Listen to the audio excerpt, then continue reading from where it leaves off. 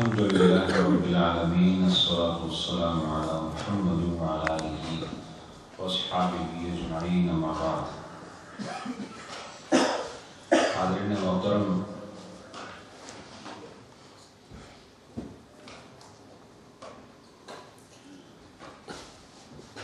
باجماعت نماز کے حوالے سے آپ حضرات کے سامنے مسائل کا بیان جاری ہے۔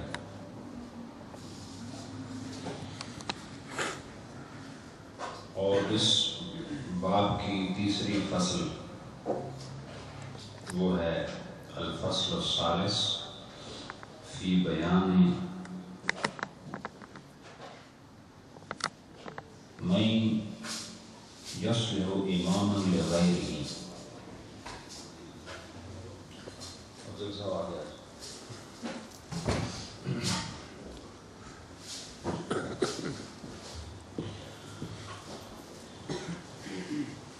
پچھلی جو فصل تھی اس میں بیان تھا کہ امامت کا حقدار کون ہے، یعنی کئی لوگ مشترک ہوں مختلف صفات میں، ان میں سے زیادہ احق کون ہے، کون زیادہ جماعت کرانے کا حقدار ہے۔ آج جو ہے وہ جو فصل بیان ہو رہی ہے وہ ہے کہ کون ہے وہ آدمی جو اپنے غیر کے لیے امام بننے کی صلاحیت رکھتا ہے۔ اس بیان میں یہ تیسری فصل ہے۔ قال المروینانی تجوز الصلاۃ خلف صاحب ہوا وبدعۃ۔ ہمارے ایک امام ہیں امام مروینانی، وہ فرماتے ہیں کہ نفس جواز کی حد تک صاحب ہوا اور صاحب بدعت کے پیچھے نماز جائز ہو جائے گی۔ نماز کیا ہوگی؟ جائز ہو جائے گی۔ تو یہ ایک بنیادی بات آپ یاد رکھیں۔ ایک ہوتا ہے کسی عبادت کا ہو جانا اور ایک ہوتا ہے سرے سے ہونا نہ ہونا۔ سرے سے نہ ہو وہ الگ بات، اس کے لیے لا یجوز یا لا تجوز آئے گا، لیکن یجوزوں کا مطلب یا تجوزوں کا مطلب یہ کہ اس سے وہ عبادت کا جو فرض ہے نا وہ پورا ہو جائے گا۔ لیکن یہ آگے آپ پڑھیں گے کہ صاحب ہوا یا صاحب بدعت، پہلے بتاؤں گا کون ہوتے ہیں، ان کے پیچھے نماز پڑھنے سے نماز ادا ہو جائے گی، لیکن یہ پھر الگ مسئلہ الگ سے بیان ہوگا کہ یہ مکروہ ہوگی۔ کیا ہوگی؟ لیکن نفس سے نماز ادا ہو جائے گی، یعنی نماز کا جو آپ پر لازمی ہونا ہے نا فرضیت، وہ ادا ہو جائے گی، لیکن یہ ہوگا مکروہ۔ صاحب ہوا وہ ہوتا ہے جو خواہشات کی پیروی کرنے والا، تو خواہشات کی پیروی کرنے والا اس کو صاحب ہوا کہتے ہیں، ٹھیک ہے۔ اب شریعت کا مطلب یہ ہے کہ انسان اپنی خواہش کو دبائے اور شریعت کی خواہش پر اپنی خواہش کو قربان کرے۔ یہ تو ہے شریعت کا منشا۔ مثلا آپ کی خواہش ہے کہ حلال ہو یا حرام ہو بس کھانے کو مل جائے، ٹھیک ہے، یہ خواہش ہے۔ دوسروں کو دیکھا مست پڑے ہم بھی ایسے کھا لیں، تو یہ آپ کی خواہش ہے۔ کیونکہ شریعت کی خواہش یہ ہے کہ وہ کھایا جائے جو طیبات میں سے ہو، جو پاکیزہ چیزیں حلال ہوں ان سے کھایا جائے۔ آپ کی خواہش یہ ہوگی کہ حلال یا حرام اس کی تمیز نہ کی جائے، جو سامنے آئے کھایا جائے۔ تو اپنی خواہشات کے پیروکار کو اور اپنی خواہشات کے غلام کو عربی میں صاحب ہوا کہا جاتا ہے۔ لیکن ایسا کوئی آدمی آ گیا جس کا ایمان تو کامل ہے، یعنی مومن ہے، کلمہ گو ہے، سب کچھ ہے، لیکن صاحب ہوا ہے، اپنی خواہشوں کا بڑا خوب ہے اور ان کے پیچھے چلنے والا ہے، تو اگر ایسا موقع آ گیا کہ کہیں اس کے پیچھے نماز پڑھنا پڑ گئی تو نماز کی فرضیت تو آپ کے ذمہ ساقط ہو جائے گی، لیکن ہوگی مکروہ۔ دوسرا صاحب بدعت۔ صاحب بدعت وہ جو دین میں نئی نئی چیزیں اختراع کریں، دین میں نئی نئی چیزیں اختراع کریں۔ اب اگر اس پر میں تفصیلاً بات کروں تو پھر یہ موضوع جو فقہ کا رہ جائے گا، لیکن ایک آپ کو جنرل میں بتاتا ہوں کہ نئی بات ایسی جو دین کا حصہ نہ ہو، نئی بات ایسی جس کی شریعت میں گنجائش نہ ہو، ورنہ نئی باتیں بہت ایسی ہیں جو صحابہ کرام نے قائم کی، صحابہ کے بعد تابعین نے قائم کی، ان کے بعد پھر علماء فقہا کی مشاورت و اجتہاد اور ان کے اجماع سے بڑی بڑی چیزیں سامنے آئیں، اور ان میں سے ایک خوبصورت نظیر جو ہے وہ تراویح کی نماز با جماعت ہے، جو کہ حضور کے دور میں نہیں تھی، اور حضرت عمر رضی اللہ عنہ نے اس کو با جماعت شروع کرایا، اور اس کے اندر ختم قرآن بھی سنت مصطفیٰ کا حصہ نہیں، یہ بھی حضرت عمر نے شروع کرا کے یہ بتا دیا کہ ہر وہ چیز ممنوع نہیں، ہر وہ چیز ممنوع نہیں کہ جس کو بندہ دیکھ کے کہے کہ یہ نیا ہے تو لہٰذا منع ہے، نہیں، نئی چیز منع نہیں، وہ نئی چیز منع ہے جس کی مثال نہ ہو، جس کی دین میں گنجائش نہ ہو۔ اس کے علاوہ نئی باتیں تو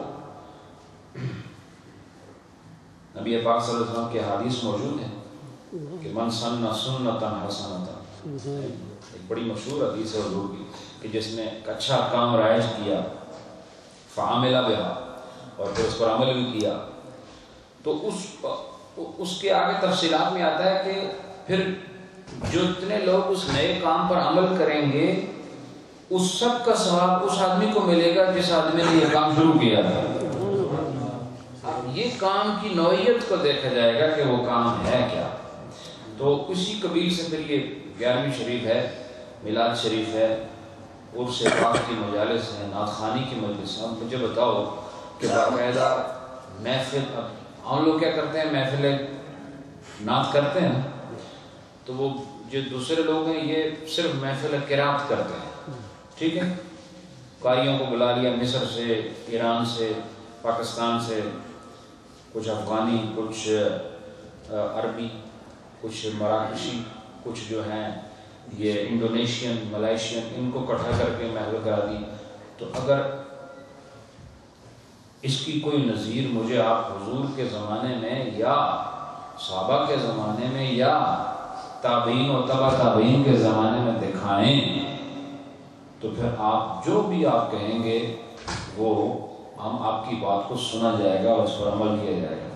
لیکن ہم یہ کہتے ہیں کہ جس طرح محفل نعت میں حضور کی شان بیان کرنے کے لیے ایک مجلس قائم کی جاتی ہے، اگر آپ کی محفل قرات جائز ہے تو محفل نعت بھی جائز ہے۔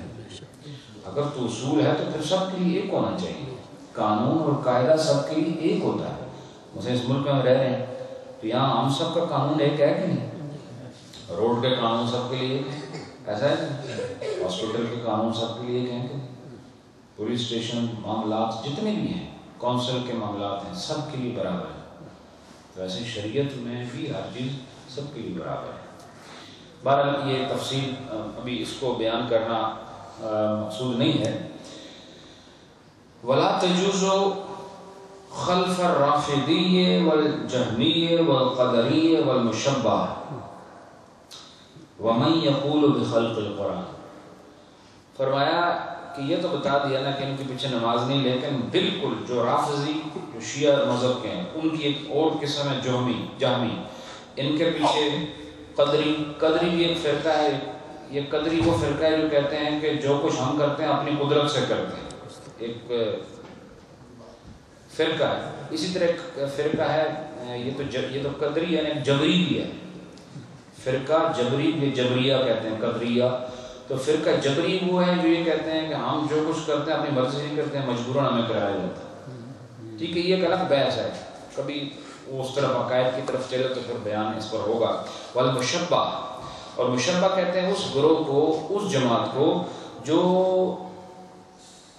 اللہ کو مخلوق کے ساتھ مشابہت دیتے ہیں، کہتے ہیں کہ اس طرح سے ہمارے ہاتھ ہیں اللہ کے بھی ہاتھ ہیں، ٹھیک ہے، اس طرح ہماری آنکھیں اللہ کی بھی آنکھیں، وہ تشبیہ دیتے ہیں۔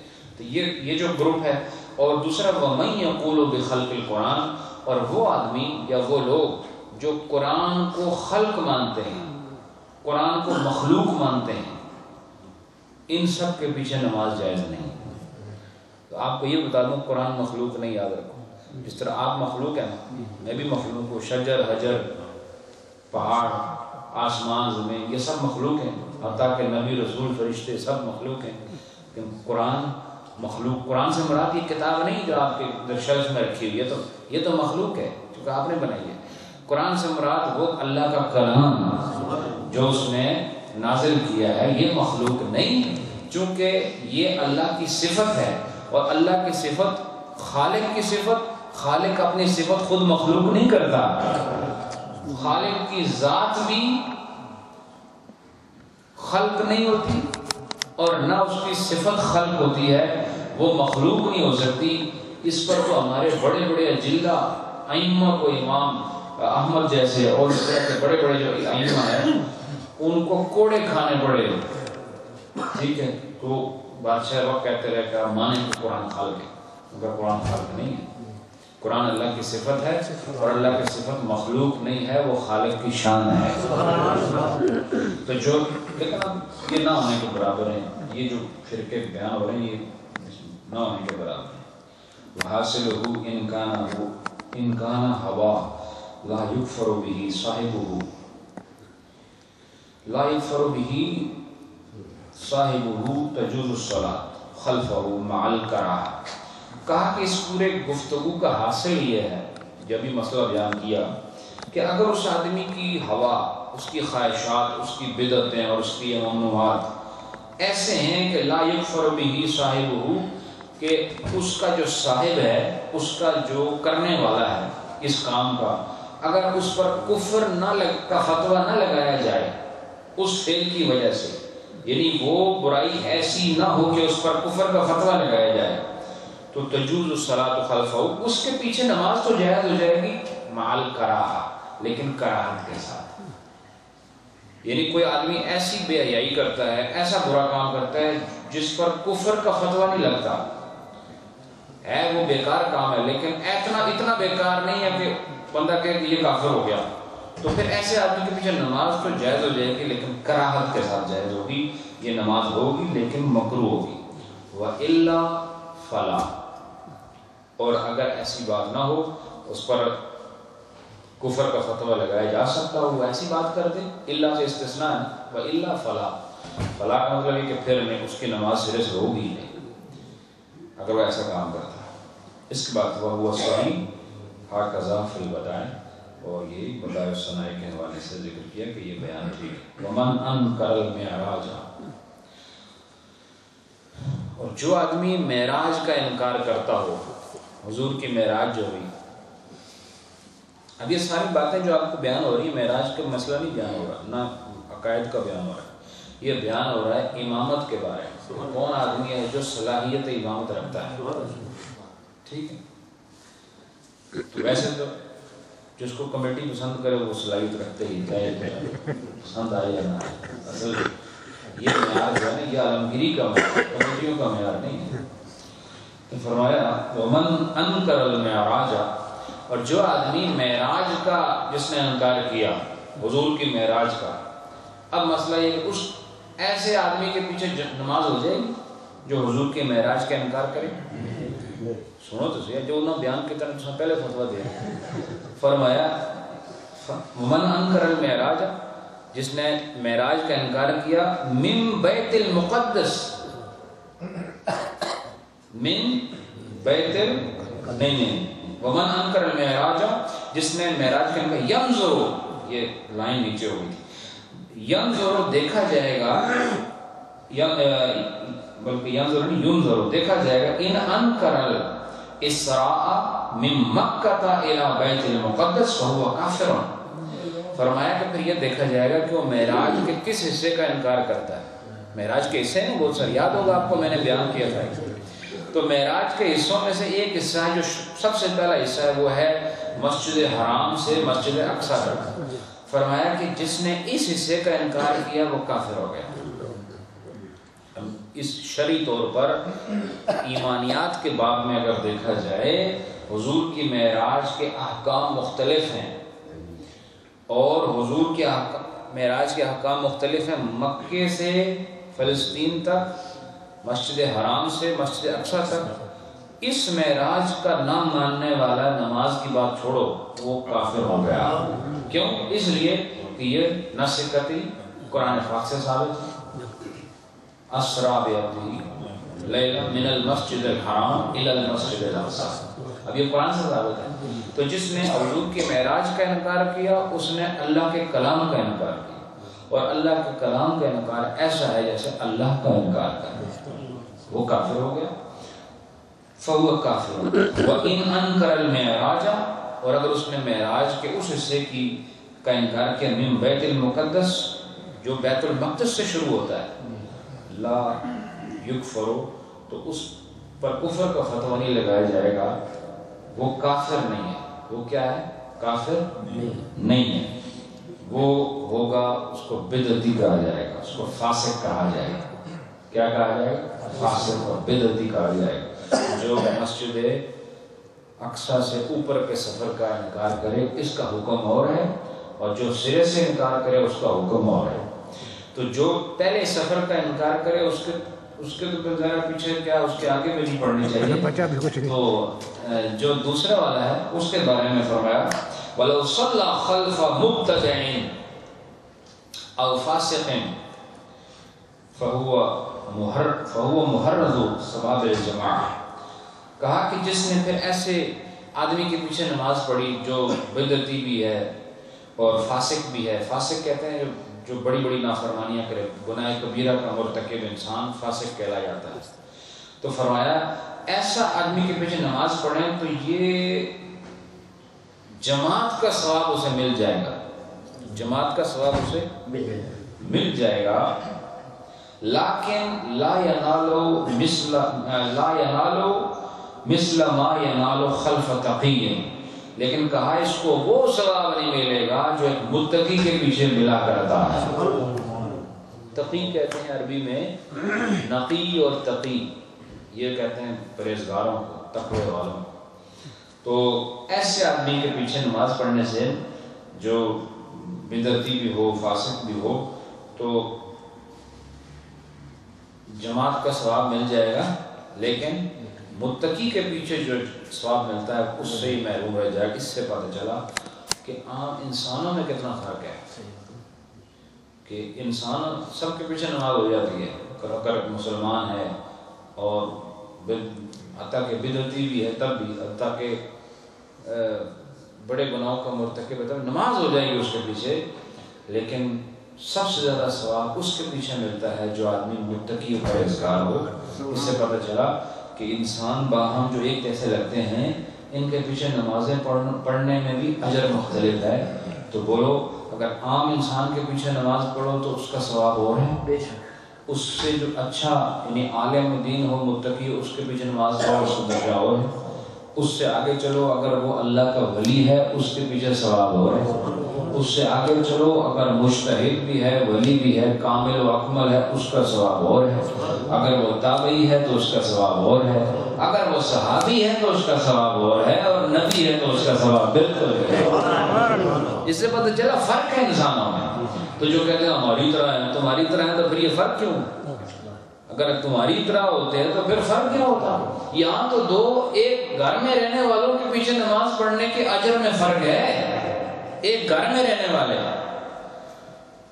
اور وہ جو زمین پر رہتے ہوئے بھی جنت کی بہاریں دیکھنا چاہیں تو دیکھ سکیں، ان کے پیچھے نماز پڑھنے میں اور آپ کے پیچھے نماز پڑھنے میں اگر اجر ایک ہوتا تو پھر یہ برابری تسلیم کر لی جاتی، لیکن پتہ چلا کہ مصطفیٰ جیسا دنیا میں کوئی نہیں۔ اب اس میں سے ایک پورا ایک باب ہے، اس میں ایک پیرا ہے جس کو میں چھوڑ رہا ہوں، اس لیے آپ کا اس کا تعلق نہیں ہے۔ وہ شوافع کا مذہب بیان کر رہے ہیں کہ ان کے پیچھے اگر نماز پڑھیں تو کیا کریں، اس کی ہمیں ضرورت نہیں ہے۔ وہ ایک آپ کے ذہن میں وہ باتیں شاید سما نہ سکیں۔ میں اگر ہم باقاعدہ کو درس نظامی کلاس ہوتی تو ضرور بیان کرتے ہیں. بار وَيَجُوزُ وقت بھی کم ہے. وَيَجُوزُ أَن يَؤُمَّ الْمُتَيَمِّمُ الْمُتَوَضِّئِينَ عِنْدَ أَبِي حَنِيفَةَ وَأَبِي يُوسُف رحمہم اللہ تعالی هَكَذَا فِي الْهِدَایَہ. کہتے ہیں کہ جائز ہے متیمم کا متودین کو نماز پڑھانا. یہ کس کے نزدیک؟ امام اعظم ابو حنیفہ اور آگے ان کے جو شاگرد ہیں امام ابو یوسف، ان دونوں کے درمیان یہ بات متفق علیہ ہے. کیا کہ ایک متیمم متودی کو نماز پڑھا سکتا ہے. اب یہ آپ کو بتایا تھا، یاد نہیں آپ کو، متیمم کہتے ہیں تیمم کرنے والا، یاد ہے؟ اچھا متودی کا مطلب تو سن دسو. متیمم کا مطلب آپ نے آپ کو سے نہیں پوچھ رہا ہوں. متیمم کا مطلب کیا ہوتا ہے ابھی بتایا. اور متودی یا متوضی، چلو آپ کی اردو والے لہجے متوضی. ہاں شاہ صاحب نے مسئلہ حل کر دیا. وضو والا، جو وضو کرنے والا اس کو متوضی کہتے ہیں یا متودی کہتے ہیں، ٹھیک ہے. اور تیمم کرنے والے وہ کیا کہتے ہیں؟ متیمم. کیا کہتے ہیں؟ متیمم اور متودی. تو ایک آدمی نے تیمم کیا ہوا ہے. کیوں تیمم کیا؟ اس لیے کہ پانی نہیں تھا جس طرح. تو وہ آیا، وہ آگے ہو کے نماز ان کو پڑھا سکتا ہے جنہوں نے وضو کیا ہوا ہے. مسئلہ ہے کہ نہیں؟ لیکن دونوں کی طہارت میں فرق ہے نا.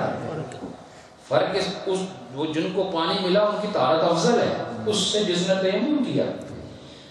تو اس میں کیا مسئلہ؟ مسئلہ کا یہی ہے کہ جو متیمم ہے وہ امام بن سکتا ہے ان کا جنہوں نے وضو کیا ہوا ہے. امام اعظم ابو حنیفہ کے نزدیک، امام ابو یوسف کے نزدیک.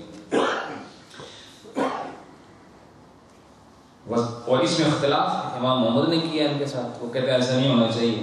وذکر شیخ الاسلام هذا الخلاف فیما، اور اس یعنی اس مسئلے میں ہمارے ایک اور امام نے ان کے حوالے سے ذکر کیا کہ یہ جو اختلاف ہے اس کے بارے میں کہا یہ اذا لم یکن مع المتودعین ماء فإن كان معهم ماء فإنه لا يؤم المتودعین.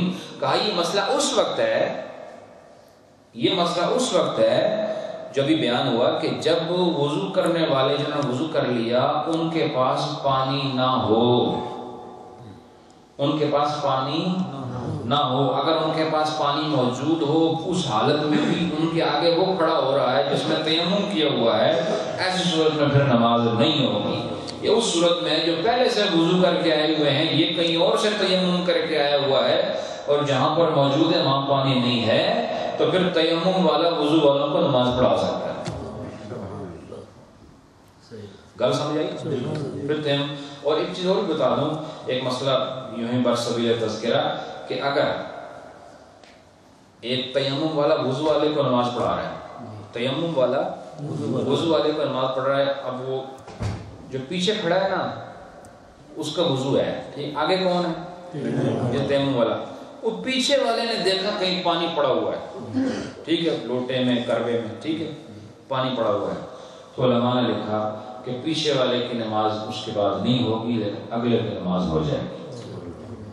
یہ ہماری دوسری جو کتابیں ان میں یہ مسئلہ موجود ہے. یہ میں نے ویسے آپ کو بتا دیا. اس کی وجہ کیا؟ اس کی وجہ یہی ہے کہ طہارت کا جو آلہ ہے سب سے خوبصورت پانی ہو اور پھر تیمم کا تصور نہیں. اچھا، یہ کون سی نمازوں کے بارے میں؟ فرض نماز کے بارے میں، ٹھیک. وَأَمَّا اقتداء المتوضی بالتیمم فی صلاة الجنازہ فجائز بلا خلاف. اور کہا کہ اگر تو نماز جنازہ ہو رہی ہو اور وہاں پر تیمم والا نماز پڑھا رہا ہو کس کو؟ وضو والا ہو. نماز جنازہ کا مسئلہ مختلف بتا رہے ہیں کہ اگر نماز جنازہ ہو رہی ہے اور تیمم والا جماعت کرا رہا ہے جنازے کی اور پیچھے وضو والے ہیں، ان کے پاس پانی بے شک ہو، تب بھی بغیر کسی اختلاف کے اس کے پیچھے نماز ہو جائے گی. ٹھیک ہے، یعنی عام فرضوں کا مسئلہ اور فرض کفایہ کا مسئلہ اور ہے. اس کے بعد وَيَجُوزُ اقتداء المعذور بالمعذور ان اتحد عذرهما. بڑا خوبصورت مسئلہ، بڑا دلچسپ بھی ہے. کہا کہ ایک معذور دوسرے معذور کی نماز پڑھائی سکنا، معذور دوسرے معذور کی نماز اپنی زبان کا اشنی ہوتے بولو دوسرے کو مشکل ہوتی ہے. ایک معذور دوسرے معذور کی نماز پڑھائی سکنا، لیکن اس میں ایک شرط ہے، ان آگے ان شرطیہ کیا ان اتحدا عذرهما، جبکہ ان کا جو عذر ہے وہ ایک ہو. یعنی جس عذر کی ان میں کوئی عذر مثلا عذر یہ ہے کہ جی دو اندھے ہوں نہیں، اندھے کا مسئلہ ہو. عذر سے مراد یہ ہے جیسے کسی کو ہوا کی خروج کی بیماری ہے، اس کے ہوا رکتی نہیں، لیکن پیچھے بھی ہوئے جس نے ہوا نہیں رکنی، دو یا ہوا لے. ان کا اتحاد عذر ہوا، اتحاد عذر ہوا. تکو جنہوں نے ہوا نہیں بند ہونی انہوں نے اتحاد ممکن ہے، پر مولویوں نے اتحاد ممکن نہیں. ٹھیک ہے. تو یہ فرمائیں ان اتحاد عذرهما، اگر ان دونوں کا جو عذر ہے وہ متحد ہو جائے. متحد مطلب کیا؟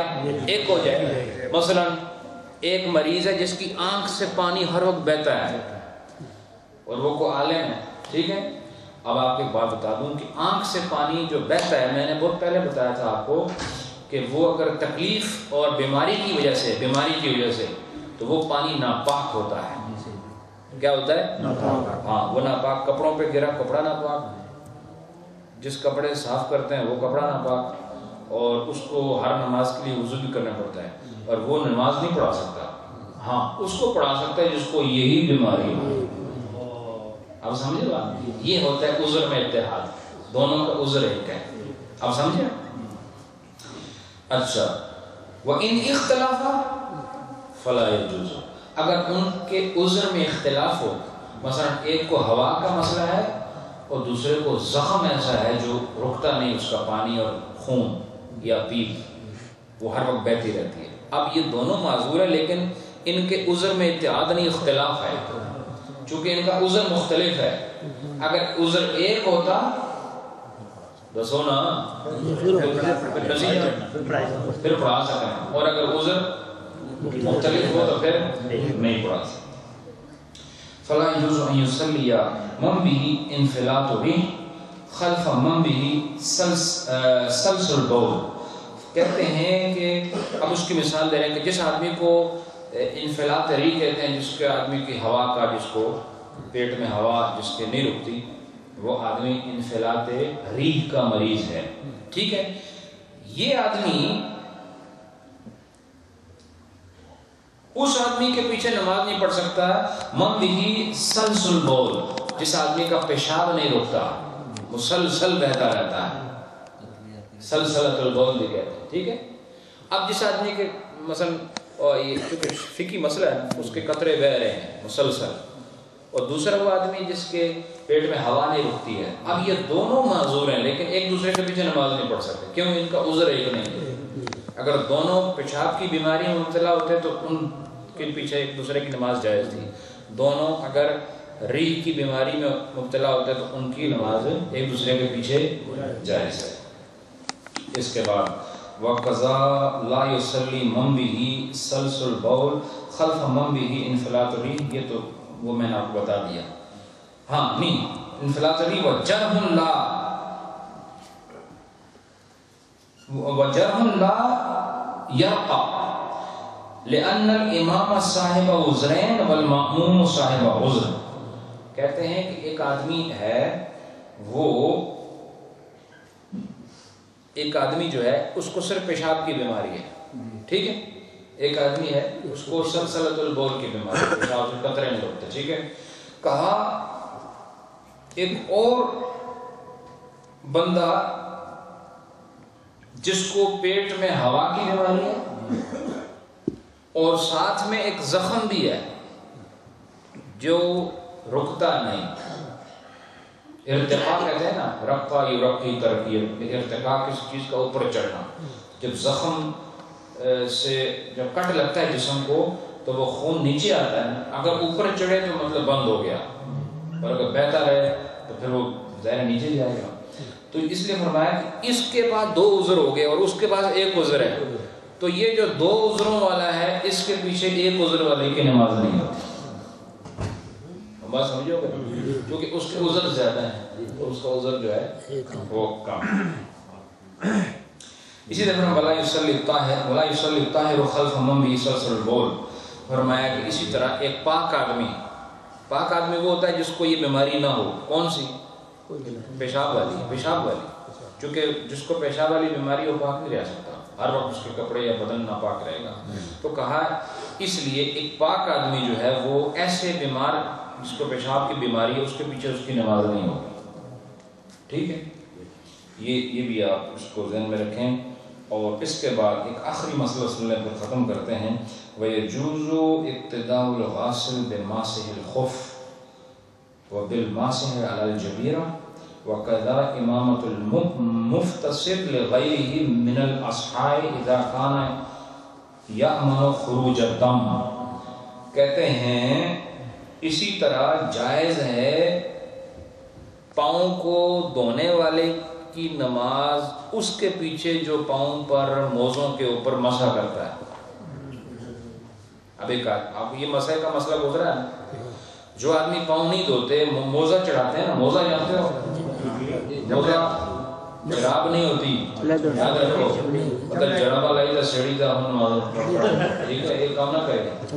چمڑے کا موزہ ہوتا ہے، ٹھیک ہے، جس نے وہ پہنا ہو وہ پاؤں نہیں نہ دھوتا، وہ مسح کرتا ہے صرف. یہ مسئلہ میں پہلے بیان کر چکا ہوں، آپ کو پتہ ہے. اس پر میرے 2-3 نشستیں ہوئی ہیں اس موضوع پر مسح کے بیان میں. تو جو آدمی اب اس نے پاؤں تو نہیں دھوئے نا، اس نے کیا کیا، صرف مسح کیا موضوع پر، کیا اس کے پیچھے وہ پڑھ سکتا ہے جس نے پاؤں دھوئے؟ تو کہہ رہے ہیں بالکل پڑھ سکتا ہے. کیوں؟ اس لیے کہ سنت مصطفیٰ سے ثابت ہے اور اس کی طہارت میں بالکل شک نہیں کیا جائے.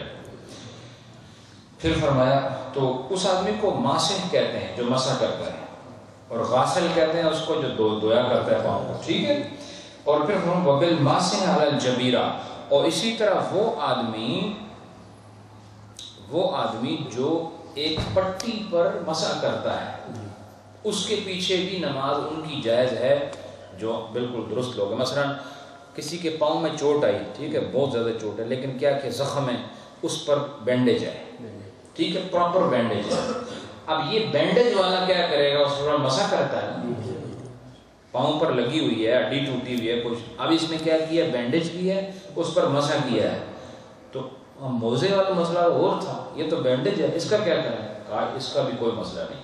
جس نے عذر کی حالت میں جس کو زخم ایسا ہوا اس نے بینڈیج کر لی، ایک اس میں شرط یہ ہے کہ اس سے خون نہ رستا ہو، پانی نہ نکلتا ہو، بینڈیج کے اندر جو مرضی ہوتا رہے وہ باہر نہ آئے. پھر وہ آدمی اس پر مسح کرے تو اس کے پیچھے نماز اس طرح جائز ہے جس طرح بالکل درست آدمی کے پیچھے جائز ہے. ٹھیک، جبیرہ کہتے ہیں اسی بینڈیج کو یاد رکھنا.